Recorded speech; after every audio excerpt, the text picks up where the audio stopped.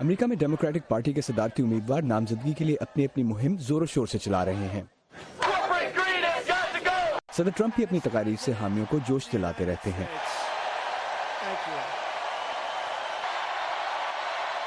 لیکن انٹیلیجنس اور cyber security ماہرین کو خدشہ ہے کہ امریکہ کے اگلے صدارتی انتخابات میں ووٹرز کو غلط معلومات کا نشانہ بنانے والی قوتیں بھی مستقل کام کر رہی ہیں۔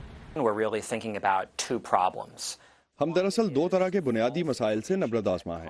ایک تو جھوٹ پر مبنی معلومات جس سے لوگ حقیقت سے دور ہو جاتے ہیں اور جھوٹ پر مبنی مفروضوں کو تسلیم کر لیتے ہیں، اور دوسرے مسئلے کا تعلق لوگوں کا غلط اطلاعات کے بارے میں ڈر سے ہے، جس کے ذریعے درست اطلاعات کے بارے میں شک پھیلایا جاتا ہے، اور ان دونوں طریقوں کا مقصد معاشرے کو حقیقی معاملات پر اکٹھا ہونے سے روکنا ہوتا ہے۔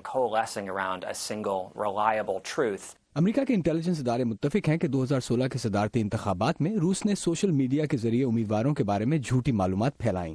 آن لائن سرگرمیوں پر نگاہ رکھنے والے ماہرین فکر مند ہیں کہ امریکی ووٹرز ایسی صورتحال سے اپنے طور پر نمٹنے کے لیے اب بھی تیار نہیں۔ میرے خیال میں ہمیں بطور معاشرہ اس چیلنج سے نمٹنا ہوگا، جس کا مطلب ہے اس مسئلے سے آگاہی اور اس کی پہچان ہونا ضروری ہے۔ میرا نہیں خیال ہم فی الحال ایسا کر پائے ہیں۔ تحقیقی ادارے کارنیگی انڈاؤمنٹ سے منسلک جان بیٹمن کہتے ہیں کہ ووٹروں کی رائے کو متاثر کرنے کے پیچھے صرف غیر ملکی حکومتوں کا ہی ہاتھ نہیں ہوتا۔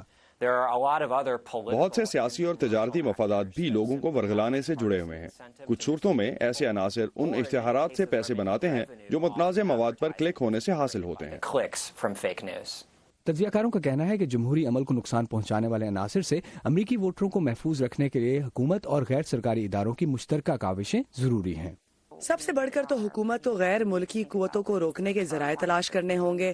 ہمیں معاشرے کی میڈیا کے بارے میں آگاہی کے پروگرام بنانے کی ضرورت ہے، اور ہمیں ایسے افراد کی ضرورت ہے جو آن لائن پلیٹ فارمز پر اپنے ضابطۂ اخلاق کے لیے ذمہ داری لیں۔ ماہرین کا کہنا ہے کہ عام شہریوں سے یہ توقع نہیں کی جا سکتی کہ وہ ہر خبر کی سچائی کا پتہ چلانے کے لیے خود تحقیق کریں گے، کیونکہ شہریوں کے پاس نہ تو اتنا وقت ہے اور نہ ہی اتنے وسائل جتنے حکومت، سیاستدانوں یا عوام کو ورگلانے والوں کے پاس ہوتے ہیں۔ جمہوری عمل کو نقصان نہ پہنچے، اس کے لیے ووٹروں میں آگاہی پھیلانے کے ساتھ ساتھ نقصان دہ عناصر کو مسلسل ٹارگٹ کرنے کی ضرورت ہے، اور یہ کام آسان نہیں ہوگا۔ Aman Azhar, voice of America, Washington.